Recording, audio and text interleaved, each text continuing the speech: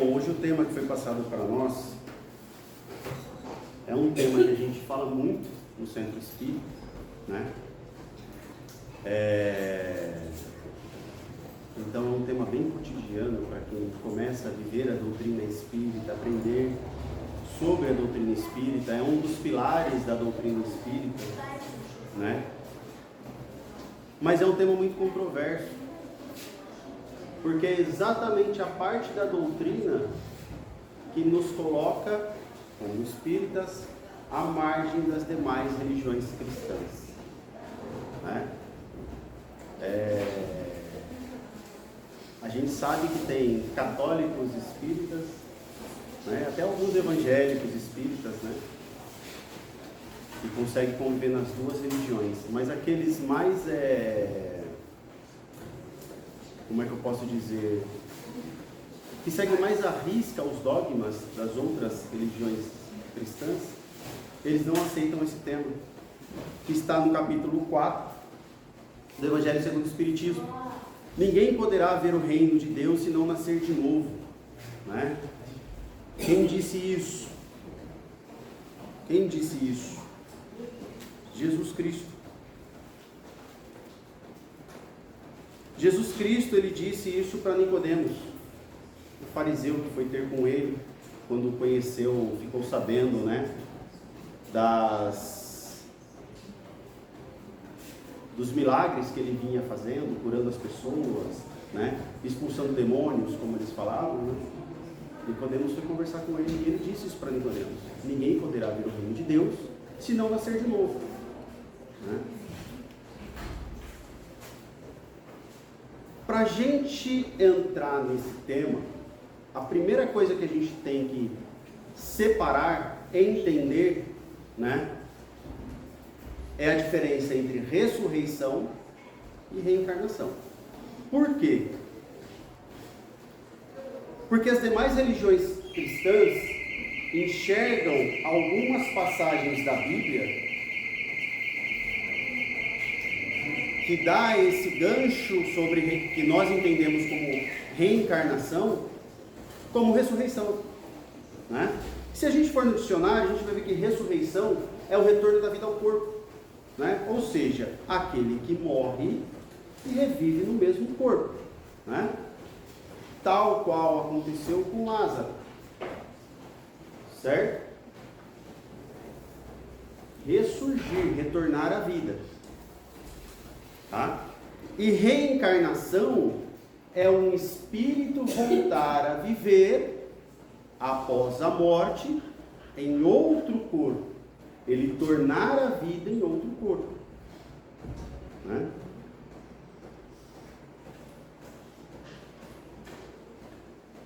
Por que é tão importante a gente entender isso? Porque existem discussões, né, se Cristo ele era reencarnacionista ou não. Alguns estudiosos falam que sim, né, e outros que têm um viés doutrinário da Igreja Católica, principalmente das principais protestantes, as pentecostais, falam que não, né? Existem vários, pesquisar na internet vocês vão achar diversas coisas. O mais importante, isso está aqui no Evangelho segundo o Espiritismo, o que foi dito para nós, né, escrito por Kardec, através das mensagens enviadas pelos Espíritos. Ele separa algumas passagens, como por exemplo, a passagem que fala que João Batista era Elias, que João Batista era a reencarnação do profeta Elias, porque na profecia dizia que o Filho do Homem viria, mas antes dele viria Elias, para preparar os caminhos para o Messias. Quem era Elias? João Batista, né? Por que isso é tão importante? Se a gente for na Bíblia, a gente vai entender que Elias foi o primeiro profeta que confrontou a ideia de politeísmo, né? E João Batista, aliás, o nome de João Batista vinha porque ele batizava as pessoas ali no rio. era a reencarnação de Elias. Tá? E outro ponto que eles destacam é exatamente essa conversa de Jesus com Nicodemos. Olha só o que Jesus fala para Nicodemos: aquele que não nascer da água e do Espírito não pode entrar no reino de Deus. Aquele que não nascer da água e do Espírito. Aí a gente tem que fazer uma pausa. Por que da água? Quando a gente começa a ler a Bíblia, a gente percebe que a água era muito importante para eles, né? Por duas questões. Uma questão dogmática, religiosa, né? Se a gente pega a Gênese da Bíblia, quando Deus criou o mundo era água. E as águas recuaram, e dali apareceu a terra seca, e dali surgiu a vida, tudo surge da água. E um outro ponto que era importante para eles, a água por questão geográfica. Onde esses povos viviam? Oriente Médio, a região ali do Oriente Médio e do Alto Egito. Aquela região tem bastante água, é uma região árida. Tanto que quando a gente pega no Velho Testamento, os primeiros, líderes, as primeiras pessoas, figuras importantes da Bíblia, Deus falava com ele e falava assim para eles: chegue em tal lugar e perfure um poço, ali eu construirei a sua tribo. Vários momentos da Bíblia isso acontece. Então o que eles faziam para fixar em algum lugar? Perfura um poço. Para quê? Para ter água. Então a água para eles era muito importante. O que a água representa nessa frase de Jesus? A água representa o que veio ser conhecido depois por meio do livro dos Espíritos como um princípio material. Ele representa a matéria. Então ele fala depois, ele completa: o que é nascido da carne é carne. O corpo nasce do corpo. Se eu tenho que nascer da água e do Espírito, ele completa: e o que é nascido do Espírito é Espírito. Por que ele frisa essas coisas? Porque Nicodemos pergunta para ele: mas Rabi, como que eu posso renascer? Como que eu posso nascer de novo? Eu vou voltar ao ventre da minha mãe? Eu com 60 anos vou voltar ao ventre da minha mãe? Não tem como. É fisicamente impossível. E ele fala para Nicodemos: o senhor que é um doutor da lei judaica, não consegue entender isso? Não consegue sequer explicar as coisas dos homens? Como você vai entender as coisas dos céus?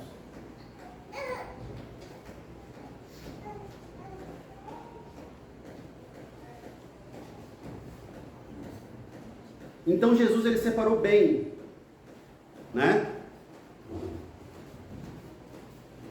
essa questão de o que é carne nasce da carne, o que é matéria nasce da matéria, o que é do corpo nasce do corpo, e o que é do espírito nasce do espírito. Essas duas coisas juntas formam um ser encarnado,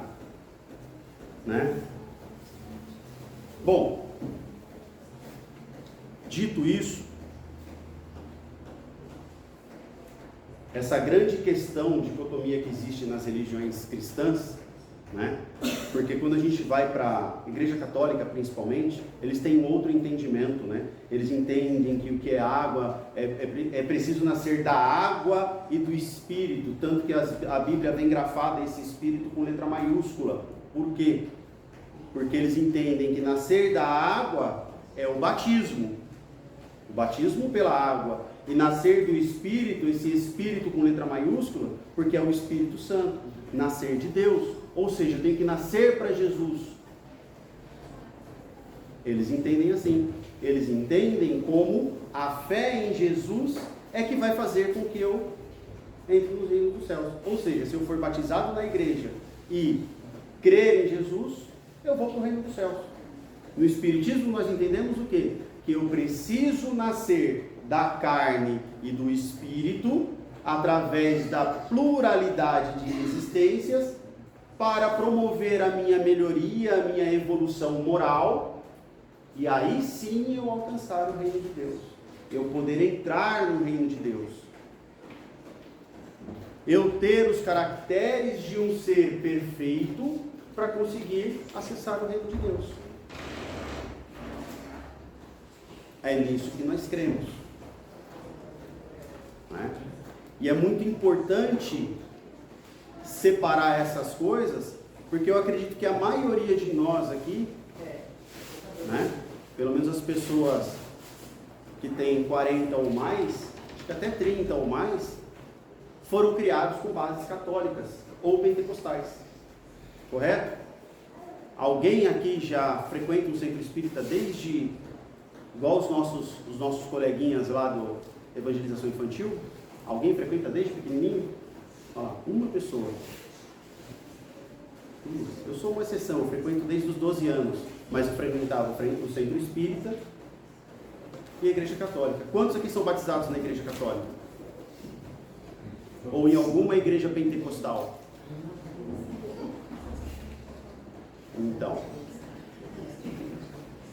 Então nós temos essas bases doutrinárias enraizadas. Alguns acho que devem até ter sido crismados, fizeram outras, né? Eu pego já os meus filhos eles nem batizados na igreja católica foram. Eles frequentam o centro espírita desde pequenininho, desde os 3, 4 anos de idade. Eles conhecem a doutrina espírita melhor que muita gente. E eles não têm essa base. Para eles, falar de reencarnação é natural. Se falar que é outra coisa, eles vão falar, nossa, mas que estranho. Tanto que eles estudam num colégio adventista e às vezes falam algumas coisas lá e eles ficam assim. A gente fala para eles, filhos, cada um com seu cada um. Não precisa levar a nossa doutrina para lá porque vai dar problema. Fica quietinho.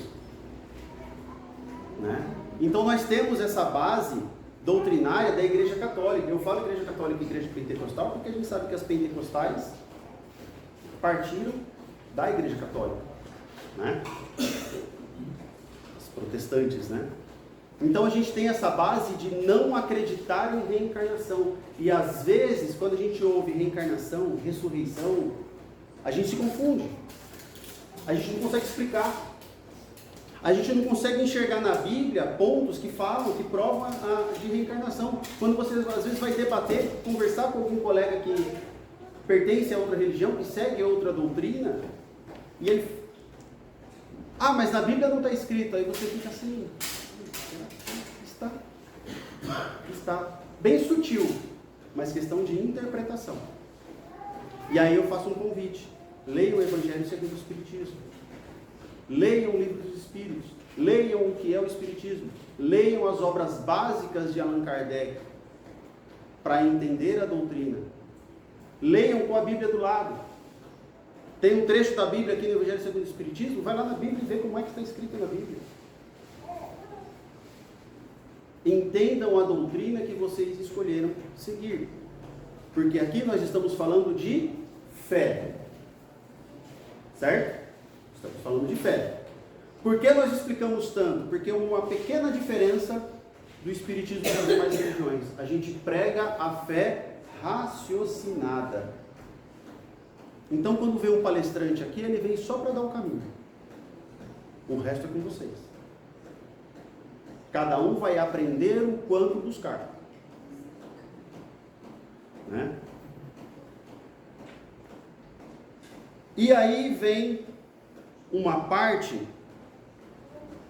desse tema, que é muito interessante, porque muitas pessoas que saem da Igreja Católica, ou que mesmo dentro do catolicismo, ou de alguma religião protestante, vêm buscar a doutrina espírita, vêm buscar o centro espírita, eles vêm por esse motivo.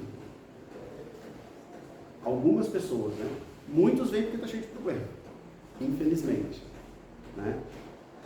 E aí procuram um refúgio aqui e aqui, graças a Deus, encontram o que estavam procurando, né? Mas alguns vêm por conta disso, por conta de alguns dogmas que eles não conseguem entender, mesmo fazendo cursos e não sei o que, estudando e assistindo lá, participando das missas ou dos cultos, com um pastor ou com um padre explicando, ele não consegue entender. E um deles é a gente confrontar os laços de família com a questão da reencarnação, com a teoria reencarnacionista ou não reencarnacionista. Laços de família. Parece uma coisa tão simples, né? Eu, minha esposa, meus pais, meus filhos, meus primos, meus irmãos. Esses laços, estou falando, laços de família mesmo, família, família. Se nós formos colocar essa questão dos laços de família sob a luz de uma teoria não reencarnacionista, ou seja, de pessoas que não acreditam na reencarnação, vamos às demais doutrinas cristãs. Tá? O homem nasce junto com o espírito, certo? Se eu falar alguma besteira, o pessoal que tem mais tempo de igreja católica me corrige, por favor. O homem, o ser humano, é criado junto com o espírito por Deus, certo? Então a gente tem ali naquele corpo um espírito zerado, sem nenhuma experiência pretérita. Ok? Não é isso? Na igreja católica não é isso que fala? Na igreja católica é isso que fala, teoria não reencarnacionista. O homem nasce, aquele corpo nasce junto com o espírito. Quando o ser humano acontece ali a concepção do feto, o espírito é criado junto por Deus, certo? Já tem um espírito habitando aquele corpinho ali dentro da barriga da mamãe. Beleza. Como eu explico os laços de família? Se a gente acreditar nisso, eu vou entender que aquele amor incondicional que a mãe tem pelo filho é mera química. Certo ou não? Química. Formado. Não existe coincidência. Não, eles pensando, né? Não é química, não tem como explicar por coincidência. É química. É uma química que acontece durante aqueles 9 meses de gestação. Que não acontece com o pai. O pai, ele forma o laço depois que a criança nasce. Né? Eu sou pai, tenho 2 filhos, eu vou fazer uma comparação, por favor não fiquem ofendidos. É mais ou menos igual gostar de um cachorrinho. Certo ou não? Não é? É bonitinho, é fofinho, eu vou gostar dele. Tá bom, eu consigo explicar assim enquanto ele é bebezinho. E quando ele vira adolescente? Alguém já tem filho adolescente aqui, ou teve filho adolescente? Então vocês entendem o que eu estou falando, né? E quando ele vira adolescente, como é que eu continuo amando aquela criatura? Que me dá nos nervos. Como é que eu consigo continuar amando aquela criatura? Que não faz nada do que eu falo, me testa o tempo todo, teimoso, não me obedece. Como é que eu amo aquela porcaria? Não é regra, né? Não é regra. Não, essa é a regra. Existem exceções. Existem exceções. Existem pais e mães que... Ah, não é regra no adolescente. Não obedecer, isso daí não é regra, porque Deus que obedece. Esses são as exceções. Essas são as exceções. Essas são as exceções. Mas assim, brincadeiras à parte, todos nós passamos pela adolescência e é um momento complicado da vida, né? E se vocês estudarem a fundo a doutrina espírita, vocês vão entender por quê. Tem uma explicação, mas não faz parte da palestra. A gente poderia até combinar de falar disso numa outra oportunidade. Mas tem uma explicação dentro da doutrina espírita. Por que o adolescente é tão rebelde? Tem uma explicação. Tá? E por que a criança é tão doce? Tá? Então vamos lá. Teoria não reencarnacionista, o espírito nasceu junto com aquele corpo. Como é que eu explico esse amor incondicional? E eu sempre levo o amor de mãe, tá? Sempre levo o amor de mãe. Tá? Vamos mais à frente. 2 almas afins. A tampa da panela, a metade da laranja, como diz Fábio Júnior, né? Só que um deles uma pessoa extremamente boa, cristã e evangélica na asepsia da palavra, não porque ela leia a Bíblia, não, porque ela pratica o evangelho, né? E o outro, um desajustado. Alguém conhece algum casal assim? Tem vários por aí. Uma pessoa extremamente boa e o companheiro ou companheira totalmente desajustado. Faz coisa errada, mente, fofoca, trai o marido ou a mulher ou a esposa. E o outro releva, não, eu te amo. A ponto da própria família chega assim, meu Deus, como é que ele ou ela consegue conviver com aquele traste? Filho, filha, larga dessa pessoa. Não é assim? O que vai acontecer quando esses dois morrerem, segundo a doutrina não reencarnacionista?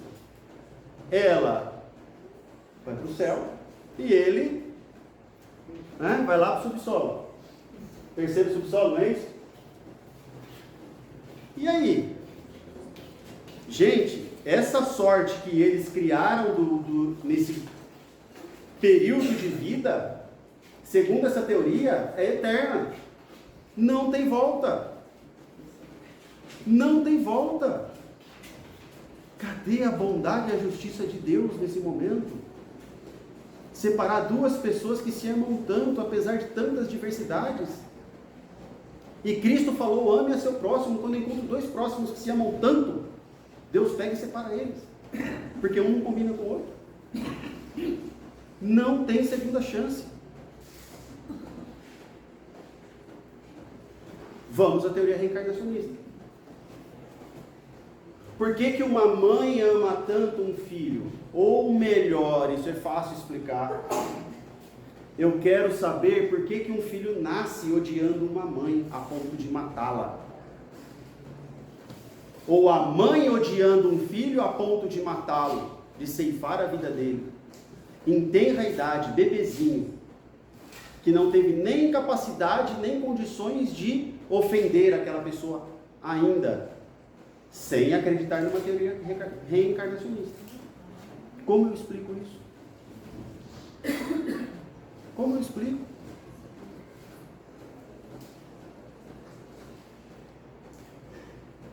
Problemas pretéritos. Coisas que aconteceram lá atrás e elas ficam impregnadas naquele espírito. Porque nós esquecemos de tudo, não esquecemos de nada. Como assim? Vou melhorar. Nós não esquecemos de nada, mas não lembramos de nada. Tudo que acontece nas nossas vidas, ou melhor, eu vou corrigir a minha frase. Tudo que acontece na nossa vida, porque nós temos uma só, segundo essa doutrina, que é a vida espiritual, esta aqui não é a nossa vida, essa aqui é um parênteses dentro dessa nossa longa estrada espiritual, que a gente vem aqui para aprender, para ser testados, para espiar, para melhorar. Então tudo que acontece na nossa vida fica impregnado. Onde? Onde fica impregnado? Pergunta de prova. No nosso perispírito. Está tudo ali, gravado. Como se fosse um HD ali, ó, latente. Eu só não consigo ler. Eu não consigo ler. Mas o meu subconsciente lê tudo aquilo. E quando eu encontro uma pessoa que foi minha inimiga em vidas passadas, eu vou encontrar, eu nunca vi aquela pessoa na minha vida, a gente começou a trabalhar junto. Eu vou chegar para um amigo meu e vou falar, nossa, eu não vou para a cara daquele fulano. Por quê? O que ele te fez? Nada. Mas eu não vou para a cara dele. Não confia nele, hein? Ele não tem um ar que não é de confiança. Já aconteceu isso com alguém? Já? E quando vocês encontram aquela pessoa que explode aquele monte de coraçãozinho assim, do nada, encontrei no metrô. Vou lá, encontrei a pessoa no metrô, nunca falei com ela, nunca conversei com ela, nunca tive contato, ó, explode um monte de coraçãozinho. Estou junto com ela há 25 anos. Está lá na sala de passe lá. É isso, gente. É isso. E aí eu dou um alento para aquele casal que eu falei agora há pouco. Porque por mais que um queira ser bom e o outro teime em fazer o mal,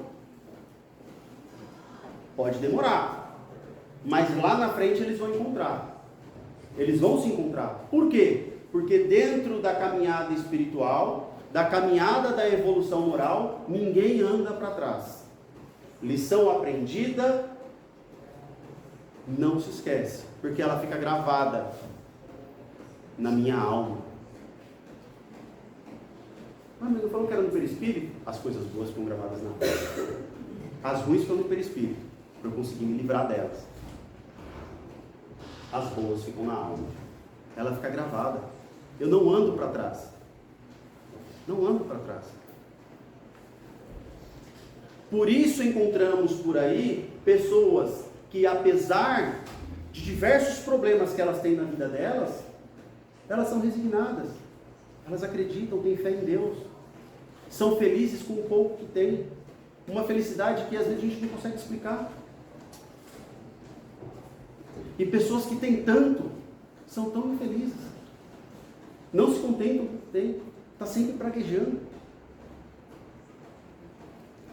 As pessoas que veem um copo pela metade, um enxerga o copo meio cheio e o outro enxerga o copo meio vazio. Mas o copo é o mesmo. Não tem diferença. O que diferencia? O que está dentro do corpo.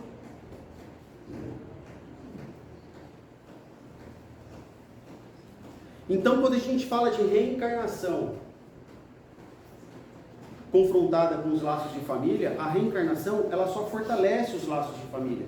Porque aquelas pessoas, por mais que um tenha feito mal para o outro, tá? Eu tenho duas formas de me enganchar num irmãozinho. Duas formas de me agarrar com ele. A forma do amor, só que o amor, eu fico preso nele em pensamento, em coração, em sentimento. Eu não arrasto ele junto comigo. O amor liberta, o amor é libertador. O amor puro, o amor divino, ele é libertador. E o ódio, esse arrasta. Esse arrasta. Por mais que eu pegue duas pessoas que se odeiam, eles se engancham ali. Um tromba com o outro e se engancha. Polo positivo e polo negativo. Grudou. E eles vão reencarnando, vão reencarnando, vão reencarnando. Uma hora, um ou os dois se cansam e começam a enxergar aquela relação por um outro prisma. E aquelas feridas vão se curando. Aquele ódio vai se transformando. Até eles chegarem na plenitude do amor. E se libertarem um do outro. Aí eles se separam? Não. Eles vão estar sempre unidos em pensamento e em sentimento. Mesmo que estejam em planetas diferentes.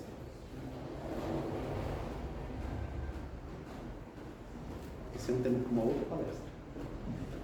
Muitas moradas na casa do meu pai. Né? Então, mesmo que um tenha passado por um degredo planetário, eles continuam conectados. Como se estivessem um ao lado do outro. Os que se amam. Os que se odeiam, não. Os que se odeiam, um tem que amarrar um no outro, assim, um sai arrastando o outro, assim. Até eles conseguirem se libertar através do amor. Então, os laços de família, eles fortalecem isso. Por quê? A gente falou em duas pessoas. A gente tem um grupo de pessoas, de espíritos afins. Cada um aqui vive numa micro-sociedade de espíritos afins, chamada família. Pai, mãe, irmão, avô, avó, filho, neto, primo, tio, tia. Certo? São pessoas que vão reencarnando juntos. Né? Eventualmente, o que a providência divina faz? Eu tenho dois espíritos que estão ali, ó, caminhando para o bem. Nossa, os dois estão tendo sucesso. Vão passar de ano. O que a providência divina faz? Prova. Se eu já espiei bastante, o que eu vou fazer? Prova. O que a providência divina faz? Pega um irmãozinho que eu nunca vi na vida e que precisa de ajuda, dá umas 4 ou 5 séries para trás da gente e faz assim, ó. Seu filho. Nossa, eu tenho 3 filhos, os 2 aqui, ó, são um amor. Nossa, agora aquele ali, meu Deus do céu, desde pequenininho. A gente deu a mesma educação para os 3. só que um deles virou enganador, comete crime, sei lá. Por quê? Como que eu explico isso? Por que a providência divina faz isso? Porque é uma oportunidade, como o colega falou ali, para que aqueles dois espíritos que estão em ascendência serem provados, testar a sua resignação, a sua indulgência. Jesus não fala sede indulgentes? A sua indulgência, o perdão, porque aquele serzinho que Deus colocou na nossa vida vai te magoar, e eu vou ter que perdoar, certo? Ele dá uma oportunidade para aquele ser, olha o tamanho do amor de Deus, ele dá uma oportunidade para aquele ser que teima em não evoluir, porque tem espíritos que são assim, né? Síndrome de Gabriela, teimam em não evoluir. Ele dá uma oportunidade, através do exemplo daquela família que ele foi plantado, para que ele conheça o bem, viva o bem, sinta o bem, para quem sabe ele conseguir fazer o bem. Ah, mas ele não vai ser igual à família porque a distância é muito grande. Mas ele faz isso aqui, ó. Nessa vida ele ia fazer isso, ele faz isso aqui, ó. Eu dou um turbo na evolução dele.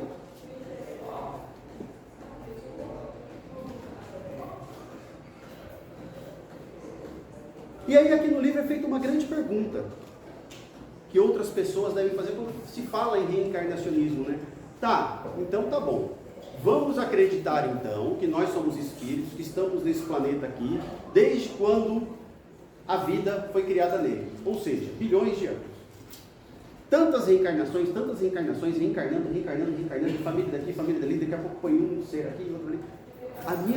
A minha família de espíritos vai ficar infinita. Aí o espírito que passou a mensagem, ele deu duas mensagens aqui. Olha o que ele fala aqui, ó. O temor de que a parentela aumente indefinidamente, em consequência da reencarnação, é de fundo egoístico. Prova, naquele que o sente, falta de amor bastante amplo para abranger grande número de pessoas. Um pai que tem muitos filhos. Meu avô, pai do meu pai, tinha 11. Um pai que tem muitos filhos, ama-os menos do que amaria um deles se fosse o único? Quem é pai e quem é mãe aqui consegue responder essa pergunta.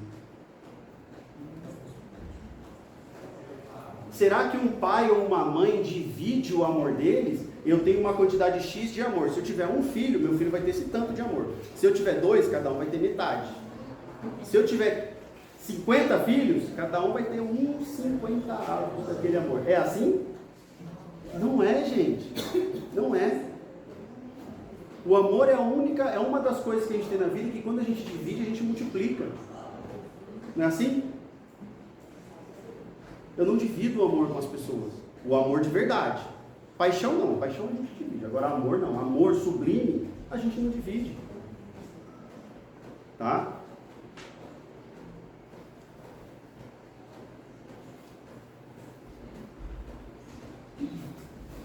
E ele coloca para a gente comparar essa questão dos laços de família, as 4 doutrinas que hoje se crê praticamente no mundo, né? A doutrina materialista, a doutrina panteísta, que é aquela de absorção do tudo universal, sabe? Já ouviram falar do panteísmo? Geralmente as religiões orientais creem nisso aí, né? A materialista são os gnósticos, ou seja, eles acreditam nisso aqui, ó. O que eu pego, o que eu vejo. Não existe espírito, não existe Deus, não existe nada disso, tá?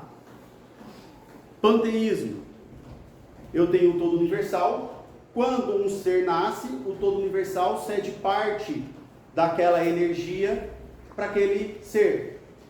Quando ele morre, aquela energia volta para o todo universal. Isso é o panteísmo. Nesses 2 casos, eu consigo ter essa conexão familiar? Não. Eu nasci numa família, a hora que eu morrer, acabou.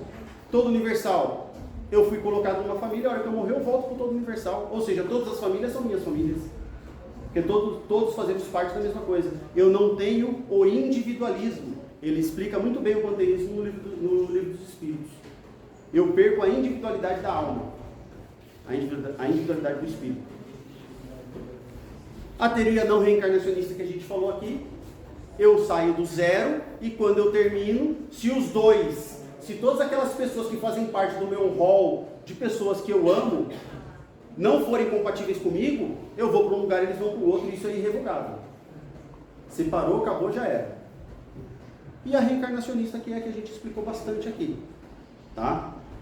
Ele faz, no livro aqui, ele coloca 2 textos que eu acho interessante a gente comentar, bem rapidamente. Ele fala sobre limites da reencarnação. Existem limites na reencarnação? Quais os limites da reencarnação? Ele pergunta. Basicamente, meus amigos, sim, existe. Por quê? Como a gente falou do perispírito e da matéria, o espírito, conforme ele vai evoluindo, segundo o que está aqui, conforme ele vai evoluindo, tanto o perispírito dele, quanto o envoltório material dele vai ficando cada vez mais sutil, a ponto de chegar nos planetas mais evoluídos, o espírito ele não reencarna mais, ele praticamente vive a plenitude da sua vida espiritual. Ele fica lá ouvindo harpas de anjos? Não. Ele vai para os planetas mais baixos para cumprir missões. Tivemos um coleguinha desse que passou aqui. Há mais ou menos 2025 anos ele nasceu. Vocês conhecem? Ele é um. Tá? Então existe sim limites na reencarnação.